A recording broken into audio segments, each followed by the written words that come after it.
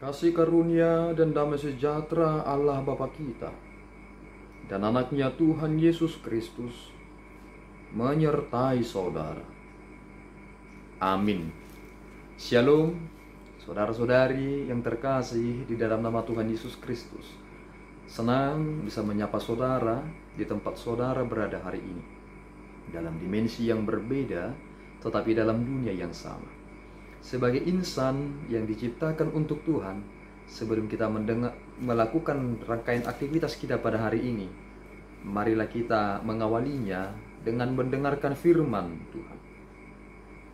Firman Tuhan untuk kita pada hari ini tertulis dalam Roma pasal yang ke-12, ayatnya yang kedua. Demikian firman Tuhan. Janganlah kamu menjadi serupa dengan dunia ini, tetapi berubahlah oleh pembaharuan budimu, sehingga kamu dapat membedakan manakah kehendak Allah, apa yang baik, yang berkenan kepada Allah, dan yang sempurna. Demikian pembacaan firman Tuhan. Saudara-saudari yang terkasih di dalam nama Tuhan Yesus Kristus, mengasihi adalah mencintai dan terikat. Ketika seseorang mengasihi hal-hal yang duniawi, dia akan mencintainya dan terikat dan akan sangat sulit untuk dilepaskan. Mengapa ada orang lebih mementingkan kepentingan pribadinya? Karena ia sudah terlebih dahulu mengasihi secara total dirinya, sehingga kecintaannya akan pribadinya mengikat dia. Dan ketika dia melakukan segala sesuatu yang menyinggung tentang dirinya, dia akan berlawanan, tetapi tidak akan bisa melahirkan suatu dialog yang tepat dan benar, tetapi dia hanya membela diri karena dia merasa apa yang ia terima menyinggung perasaannya. Kini kita sebagai orang yang telah beriman di dalam Kristus Yesus, ada pembaharuan yang benar dan total. Dan pembaharuan itulah yang membawa kita kepada persembahan yang benar. Tubuh kita menjadi persembahan yang hidup bagi Allah. Bukan lagi hanya bersifat kebendaan, tetapi ada sesuatu hal yang bersifat dinamis, yakni apa yang boleh dilahirkan dengan kepribadian kita yang sekarang ini. Jika kita berada di luar anugerah atau berada di luar dari Kristus, kita tidak bisa membedakan mana yang baik dan yang buruk.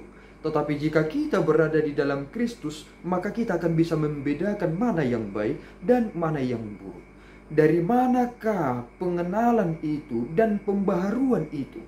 Ternyata ada hal yang sering kita lupakan, yakni pembaharuan budimu. Firman itu jika kita tidak mengerti, tetapi kita bisa tertawa terbahak-bahak, merasa terhibur padahal kita tidak mencari makna yang sesungguhnya untuk dapat memahami dan memeliharanya, tentu apa yang kita terima itu tidak akan mempengaruhi budi kita. Tetapi orang yang mencari kebenaran itu dan menemukannya, itulah yang akan memperbaharui budinya. Rasul Paulus dulunya adalah orang yang sangat membenci pengikut-pengikut Kristus. Tetapi dia mengalami pembaharuan budi, karena ternyata jika dia berada di luar Yesus Kristus atau anugerah itu, pemahamannya akan menjadi stagnan, bahkan jauh dari kebenaran. Tetapi karena dia takluk di dalam Kristus, maka pembaharuan budinya membawa dia untuk dapat membedakan manakah yang baik dan manakah yang buruk. Mengapa ada orang bisa secara total mengikut Kristus? Tentu dia tahu, dia mengerti mana yang baik, mana yang buruk, mana kehendak Allah, mana yang tidak berkenan kepada Allah, dan mana yang sempurna. Sehingga saudaraku, saudara akan mampu membedakan manakah kehendak Allah, apa yang baik, apa yang berkenan kepada Allah dan yang sempurna. Jika saudara telah memperbaharui budi saudara dengan firman Tuhan yang mutlak memperbaharui kita sebagai orang-orang yang bertransformasi dan menjadi manusia yang seutuhnya sebagai orang-orang yang diciptakan demi kemuliaan Allah.